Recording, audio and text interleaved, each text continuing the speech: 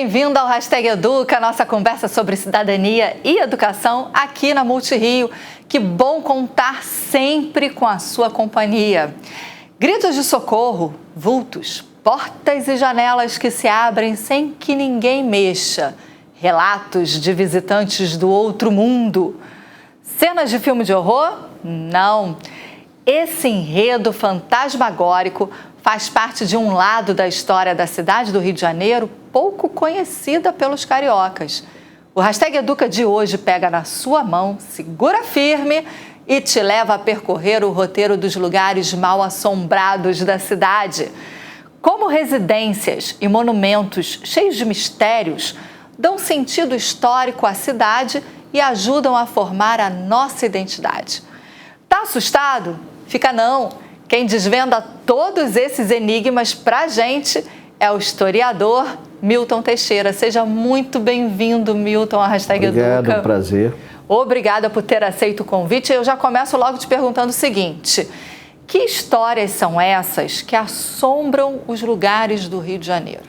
Bom, eu tenho saudade da época em que nós, à noite, só tínhamos medo de fantasmas. O problema hoje não são os fantasmas, são os de carne e osso. Estes sim nos assustam muito mais e atrapalham a nossa vida aqui. Fantasma não tem nada a ver, seja você crente ou não, seja como for, nunca sofri mal permanente por causa disso. Eles são inofensivos e são curiosos, acrescentam alguma coisa, um sabor especial às histórias dos prédios que de outra forma pareceriam um tanto frias, um tanto insossas. Então, alguns prédios importantes da cidade alegam ter seus fantasmas próprios. Eu acho isso interessante. Toda cidade os tem. O Rio de Janeiro, com 450 anos, já é para ter os seus fantasmas, né? Ela é novinha, mas tem tempo para ter aí uma história de fantasma, né? Com certeza, com certeza. Afinal de contas, a ideia de sobrevivência após a morte é inerente às religiões judaico-cristãs. Isso vem da pré-história. As pessoas eram enterradas com os objetos para poderem usar no outro mundo. Depois surgiu o conceito de túmulo, como nós conhecemos. Os romanos faziam festas enormes nos túmulos em homenagem aos patriarcas falecidos. Então, sempre houve um respeito e um culto aos mortos. E se até Júlio César já foi fantasma aparecendo para Brutus, né? O que dirá um cidadão comum ali daquele prédio, né? Não é? Eles são mais sofisticados, Júlio César, figuras assim. Nós aqui temos os nossos, não são tão maus assim, não. Olha só, então a gente já vai começar esse tour aqui pelo Rio de Janeiro, por esses territórios. A gente começa então pela residência oficial da corte, né? E atual Museu Nacional da Quinta da Boa Vista. Por que dizem, né, conta aí a lenda urbana, que o museu é mal assombrado?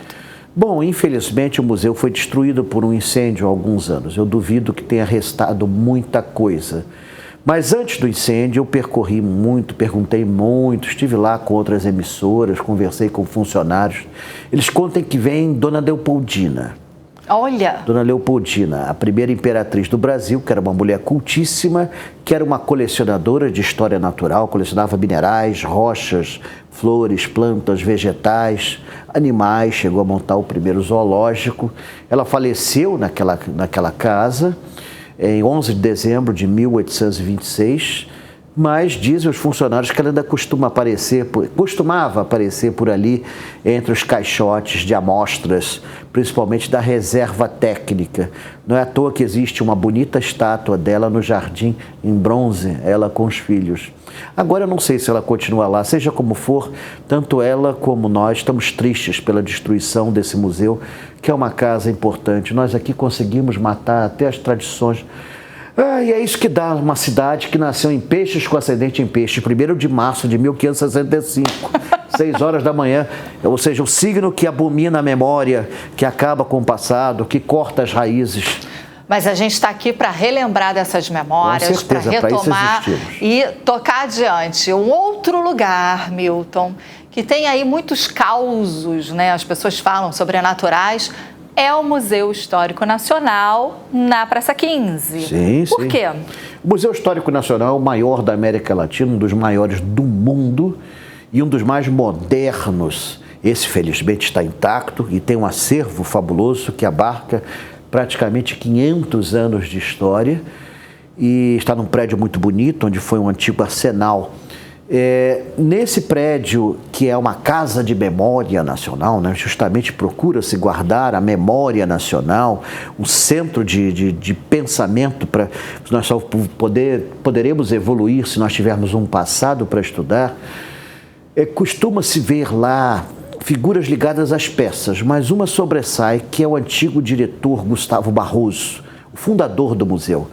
Gustavo Emílio Dotto dos Santos Barroso, um cearense. Ele não era formado em História, mas ele conhecia tudo de História e ele começa, a partir de 1913, uma campanha pela criação do museu. Quando o museu é criado, em 1922, ele é nomeado diretor e vai ser diretor até a sua morte, com exceção de 2 anos, em 1959. E as pessoas dizem que ele ainda continua por lá, né? De uma certa maneira, ele continua dirigindo, vendo as coisas. Ele comentou algumas, segundo uns médiuns que foram lá, comentou algumas formas de exposição que estavam sendo realizadas, tudo mais, comentou dados da biblioteca. Ele se mantém atualizado, ele está na fashion, não abandonou a casa, está fiel. Foi uma obra da vida dele, foi uma obra de um homem cultíssimo, de um homem muito inteligente, que deixou mais de 100 livros de história. Aparecem também outros lá, afinal de contas. Dizem que aquele pátio dos canhões, ali você tem um vórtex, onde tem uma falange de anjos que captam os espíritos que andam por ali, né? Segundo alguns especialistas, são 666 falanges de demônios e 666 falanges de anjos. Então ali estaria uma falange de anjos que colheria esses espíritos revoltos e os levaria para um lugar mais tranquilo. Agora, é interessante, a gente vai permanecer nesse roteiro aí, que eu quero hoje ficar muda e você falar. Mas, assim, fortalezas e museus, independente de ser no Rio de Janeiro, né? A gente também vê isso na Europa, em outros lugares, são cheios desses mistérios, esses relatos, né? Qual o papel desses lugares na construção mesmo do nosso imaginário e da nossa memória em relação à construção da cidade naquele momento? Esses prédios representam a nossa identidade, representam o que somos, o que fizemos e o que podemos fazer. De modo que todos os valores deles agregam, de uma certa forma. As histórias de fantasmas são curiosas, são interessantes. Você tem isso no mundo inteiro. Você vai a qualquer castelo da Europa que você visite, o guia fala lá que apareceu o rei Henrique VIII e as suas esposas e etc. Isso não é um privilégio do Rio de Janeiro. Nós só somos mais novos, mas nós já temos uma tradiçãozinha de uns fantasmas bem interessantes, uns espíritos bem interessantes. E eu vou até lhes dizer, alguns são de alto nível, não é aquele espírito vagabundo que puxa corrente, arrasta a cadeira, não. São até alguns que cantam e recitam poesia em alguns teatros aqui da cidade. A gente vai continuar com o nosso tour ainda ali na Praça 15, só que do outro lado temos também aí uma fama, né, de que algumas coisas fora do comum acontecem ali no Arco do Teles. Isso é rumor? O que já chegou para você? Bom, o Arco do Teles é um arco que fica na Praça 15. Ele é encimado por 2 casas coloniais, casa 34 e 36. E ali embaixo passa uma ruazinha. Esse arco foi feito de 1743 a 47 pelo engenheiro militar José Fernandes Pinto Alpoim para a família Teles de Menezes, o juiz de órfãos Antônio Teles de Menezes. E conta-se que esse arco era muito mal frequentado no século XVIII. Ali você propriamente não tem história de fantasia, tem história de uma bruxa. Uau! De uma bruxa. No século XVIII começou a assombrar aquela região ali, a Dona Bárbara dos Prazeres. Ela tem uma história muito pitoresca que foi escrita há 30 anos atrás por mim. Até hoje todo mundo repete a história que eu escrevi na internet. Você vai lá, é o meu texto com praticamente nenhum acréscimo. Ela nasceu no final do século XVIII em Portugal. Dizem que numa crise de ciúmes ela já teria matado uma irmã. Depois ela veio casada para o Brasil, ainda em fins do século XVIII. Aqui ela matou o marido, ficou com o amante, depois matou o amante, depois virou dama da noite, ali no Arco do Teles. Nossa, hoje em dia podia se candidatar a algum cargo público, mas na época era dama da noite. E ali tinha até um oratório com uma santa, mas a santa também não ajudava muito, era Nossa Senhora dos Prazeres. E ela intitulava-se Bárbara dos Prazeres. Até hoje não sabemos se esse era o nome verídico dela ou se era o nome de guerra, até porque não tinha identidade, não tinha nada.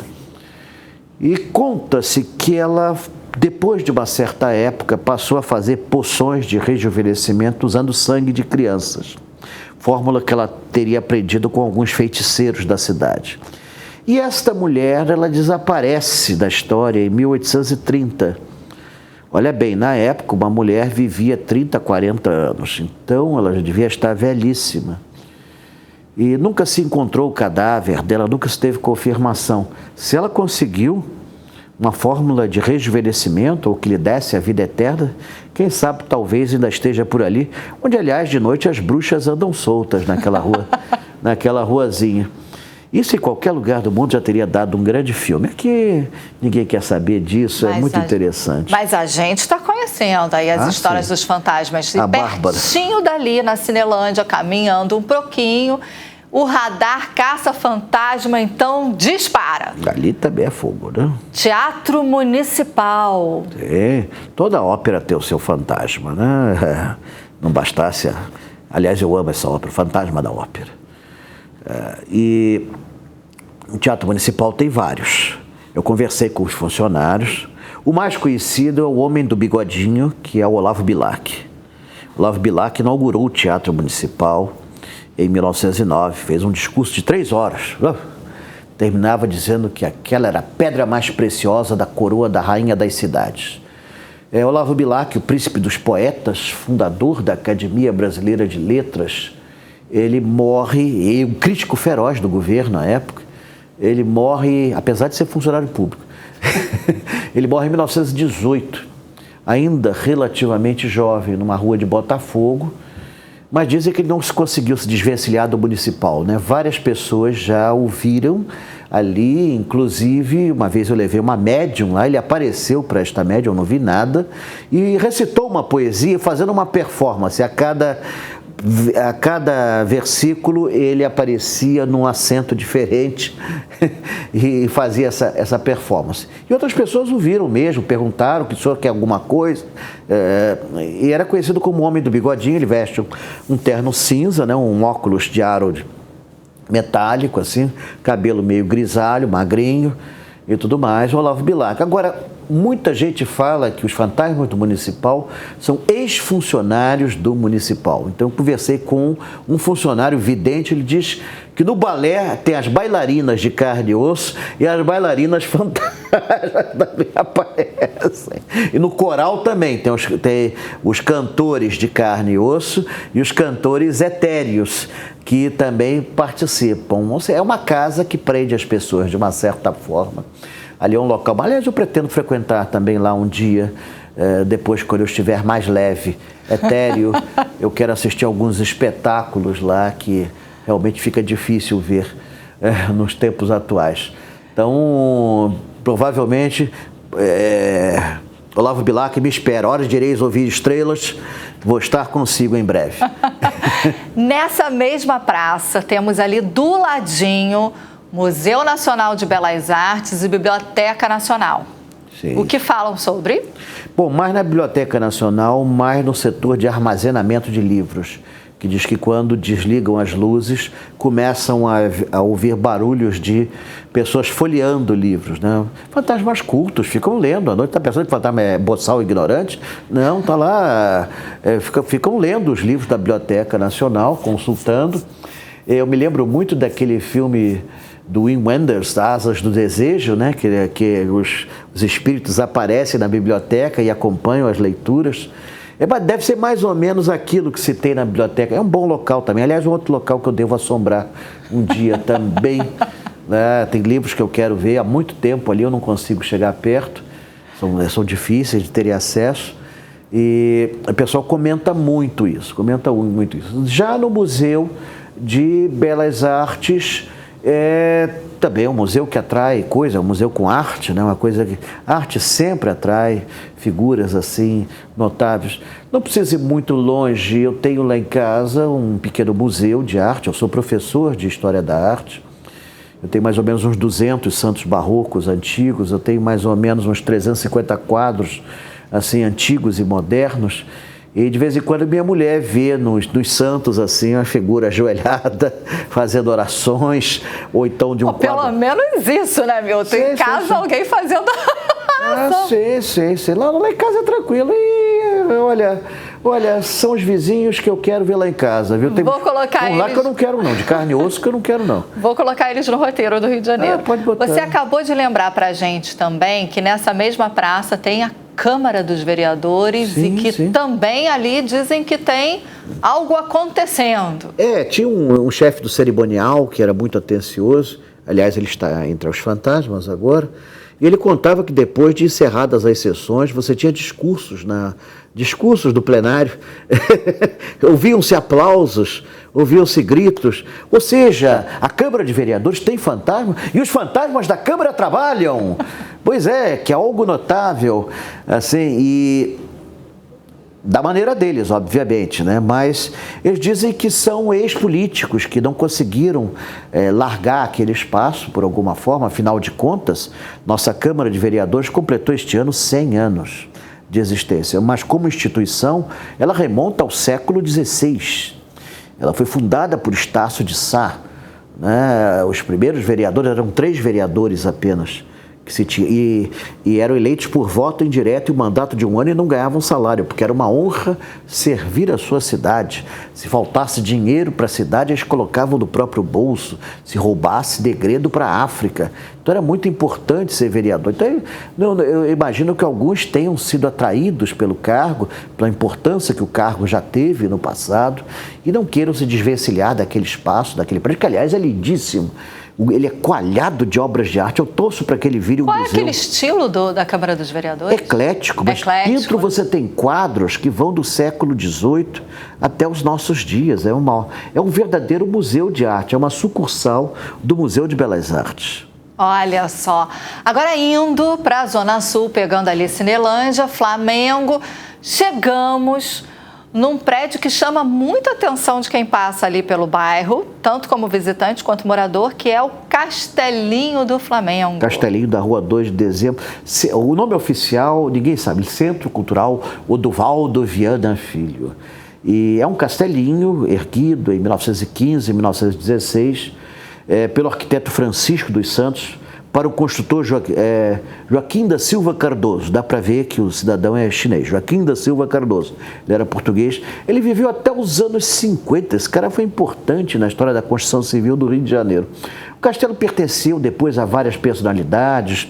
Pertenceu ao último proprietário, foi o senador Mendonça Filho. Conta-se de algumas tragédias que ali teriam ocorrido. Uma das filhas do senador não sofria bem das faculdades mentais, uma vez se jogou pela janela. E me falaram desse fantasma. Aí teve uma emissora que me levou lá para eu passar a noite no Castelinho. Eita! Eu passei a noite no Castelinho e eu não vi nada. Não vi nada, mas não desdenho não é impossível, o ambiente é propício. Agora, tem um episódio fantasmocômico que vale a pena ser citado. Eu fui do toalete, fazer o que a natureza me manda fazer, e estava lá, pensando na história do Brasil. No Castelinho do Flamengo. No Castelinho do Flamengo. Daqui a pouco eu ouço na janela do banheiro, pum, pum, pum, pum, pum. Aí eu olho e era uma mariposa enorme batendo no vidro. O susto que eu levei, aliás, ajudou muito no que eu estava fazendo no momento.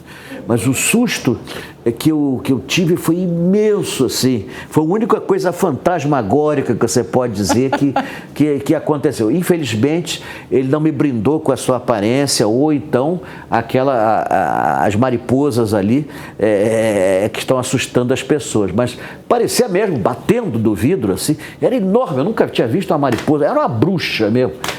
Como a gente chama de bruxa, né? Bruxa, né?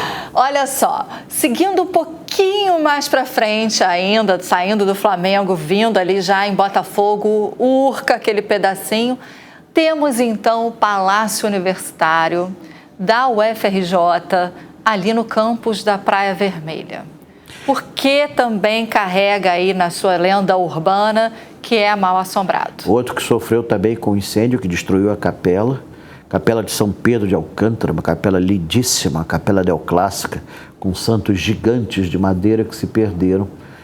É triste isso, a gente falar, aqui existiu, aqui foi demolido, onde está essa padaria era um palácio. O Palácio Universitário foi o primeiro grande hospício da cidade, construído pelo provedor da Santa Casa, José Clemente Pereira, e é interessante que ele conseguiu dinheiro vendendo títulos de nobreza. Quer ser barão, meu filho? 4 contos terrestres. Quer ser visconde? E com esse dinheiro ele fez o hospício. Dom Pedro II até anotou no livro de fundação dos tolos aos loucos. E foi durante muitos anos hospício, até o século XX, quando então Juliano Moreira, achando que aquele prédio era indigno, transferiu o hospício para Jacarepaguá. O prédio ficou vazio e foi transformado em 1948 por Pedro Calmon no Palácio Universitário. E eles contam que ali ouvem-se gritos, realmente era um local de sofrimento, era um local de doença, era um local de tratamento, era um local de remissão. Eu acredito que tenha muita memória ali envolvida. É um prédio lindíssimo em estilo neoclássico,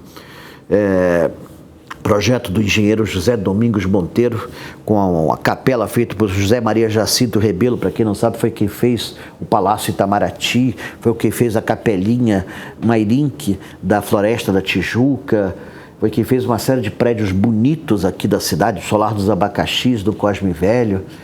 E esse prédio merecia estar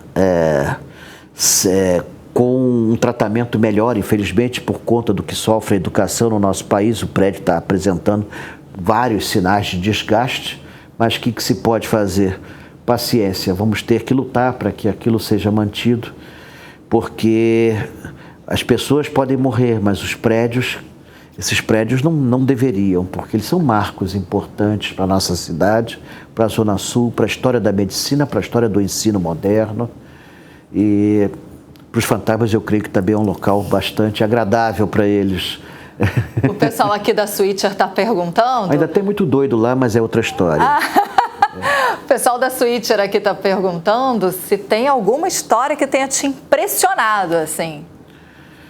Várias histórias me impressionaram, mas as que mais me impressionaram foram as que eu vi acontecer. E algumas eu faço turismo, né, também, eu sou professor de história da arte e guia de turismo. Eu fui muito à fazenda de café, fui às senzalas, a gente fotografava, apareciam vultos, isso aí. Eu tenho fotos disso, né? E talvez o mais interessante, eu fazia tour nos cemitérios, faço tour nos cemitérios. O principal é o São João Batista, em Botafogo, o cemitério da Penitência, no Caju. E praticamente cada passeio desses que eu fazia, eu via alguma coisa.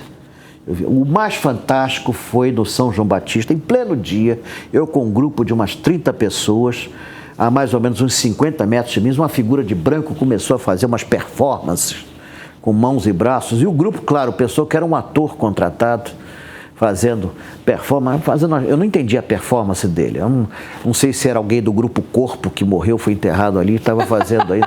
Assim, ou alguém que trabalhava em avião, né? Tá ali. Eu não sei, eu acho que tinha alguma coisa a ver com o Cristo Redentor no Corcovado, mas fazia assim umas performances assim, e a figura assim de repente dá um salto, né, para o meio dos túmulos e desaparece. E o pessoal depois agradeceu, puxa, aquele ator estava fantástico. E eu fiquei quieto, fiquei na minha. O pessoal pensando que era um ator e era uma figura, assim. Esse foi um dos mais. Agora, o outro foi no cemitério da Penitência, esse foi até na frente da mídia. Eu visitei um túmulo de um português e uma pessoa duvidou da nacionalidade dele. Eu expliquei por que ele era português. Nasceu em Portugal, obviamente, né? Mas com negociante de café, e eu falei lá alguma coisa que não deve ter agradado a alguém, e voou um vaso de mármore cheio de lama para cima de mim, me sujou de lama de cima a baixo, na frente de todo mundo. Aí houve uma gritaria generalizada, aí eu fiquei calmo, fiquei tranquilo, deixei calma, isso vai passar. Olha, eu tenho mais medo dos vivos do que dessa gente. Até eu fugiria. Olha só, de repente você está aí se questionando, né? Mas saber dessas lendas urbanas são importantes para quê? Para a nossa identidade. Queria fazer 2 perguntas para você, Milton, que não estão no roteiro. Uma, por que as lendas urbanas mexem tanto com a gente? E a outra pergunta nesse sentido, o medo, o mistério, tudo aquilo que aguça a nossa curiosidade faz parte do nosso imaginário, mexe com a nossa memória, cognição.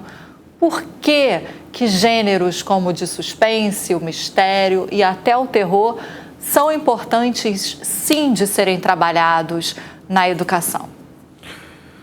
Olha, a mitologia é muito importante para qualquer civilização. Todo povo tem a sua mitologia. O homem pré-histórico já tinha seus mitos. Você tem referências a deuses mitológicos. Infelizmente, o homem pré-histórico não deixou nada escrito, mas deixou seus grafitos e as suas esculturas. Então, no Paleolítico, no Neolítico, de 30 mil anos atrás, até há 10 mil anos atrás, você vê nas cavernas europeias, principalmente as cavernas assim que tiveram essa arte mais evoluída. Aqui no Brasil nós tivemos também, mas destruiu-se muita coisa. Você vê que eles tinham lá os deuses deles, os deuses em forma de animais, a deusa mãe, né? A primeira ideia que o homem teve de uma unidade, de um ser celestial, era uma deusa mãe, era um matriarcado, né? Só depois, com a invasão dos povos indo-europeus, que nós vamos ter os deuses masculinos. As mulheres vão ser relegadas, não vão ser esquecidas, mas vão ser relegadas a um fator secundário. E já naquela época havia uma preocupação com a vida após a morte, né? O homem pré-histórico, o homem do Paleolítico, ele já fabricava objetos e os colegas viam, ele morria, o corpo apodrecia, mas os objetos ficavam. Então tiveram a ideia de enterrar esses objetos com ele para que ele usasse no Novo Mundo. Depois você teve os túmulos, que vêm do Oriente, né, em um formato de útero. Os túmulos, você vê isso pela influência indo-europeia, desde a Turquia, Síria, Anatólia, Creta, Grécia, Roma e até a Inglaterra, eram túmulos circulares com uma entrada bem estreita, né, simbolizando a vagina e o útero. É assim que você vem ao mundo, é assim que você vai para o outro mundo. A própria pirâmide de Kéops, se você olhar, ela é assim, é uma entrada relativamente estreita, comparado aos padrões do tamanho da pirâmide, que dá numa sala gigante onde ficava o faraó. Aquilo ali é uma versão egípcia de um útero gigantesco. Ele está nascendo para uma nova vida. Então, esse conceito da existência dessa vida sempre foi muito importante, que nós não estamos aqui só para virar pó, para virar nada, para acabar. Deve ter algo, deve ter alguma coisa, deve ter um sentido para isso. Isso sempre perseguiu o ser humano, de onde viemos, para onde vamos. Parece um clichê, mas é um clichê que nos acompanha há 30 mil anos. Então, sempre houve esse desejo de você conectar-se, e assim surgiram as religiões, prometendo contato com outro mundo, prometendo que você irá para um novo mundo. É isso que nos fez erguer civilizações, cidades, países, verdadeiras nações importantes surgiram por conta dessa crença de uma existência, de uma vida pós-mortem. Então, isso é algo inerente ao ser humano. Só os animais não têm essa preocupação. O ser humano é o único que se preocupa com a vida após a morte. E até hoje, né, quando nós vamos ser enterrados, procura-se botar uma roupinha melhor, não vamos escolher um caixão bonitinho, cultural, né? um túmulo de mármore de Carrara, como se fôssemos precisar disso no outro mundo. Então, isso faz parte de nós, é algo que não dá para ser eliminado. E essa mitologia gerou uma história universal muito bonita, muito interessante. Graças a ela nós temos as religiões, nós temos o mito do herói, que surge praticamente na pré-história, o conceito de enterro, de túmulo, de vida, do sentido da vida. Não vamos acabar, de repente vai dar em nada, tudo que nós aprendemos não vai ser perdido, não vai ser desperdiçado, toda essa educação que nós tivemos oportunidade, esses livros que lemos, isso aí não vai ser destruído, isso vai continuar conosco. Afinal de contas, se nós somos feitos a forma e a semelhança de Deus, nós temos essa inteligência divina. Os egípcios diziam que a gente não aprendia nada, nós só recordávamos. Porque nós éramos deuses. É, né? Muita história, Milton. Eu adoraria ficar aqui. Garanto que quem está em casa também adoraria continuar o papo, mas a gente já estourou. Muito obrigada pela sua participação. Parabéns, e como cidadã do Rio de Janeiro, obrigada por tanta história, por tanto tour, pelo privilégio de ter você mostrando isso tudo pra gente. Obrigada pela participação. E eu garanto que os que estão invisíveis aqui à nossa volta assistindo, porque aqui tá cheio, viu? Eu garanto que eles também gostaram.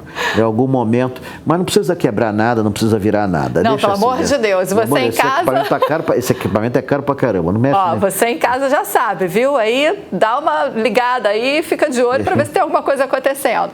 A gente te espera então no próximo programa. Até lá, tchau!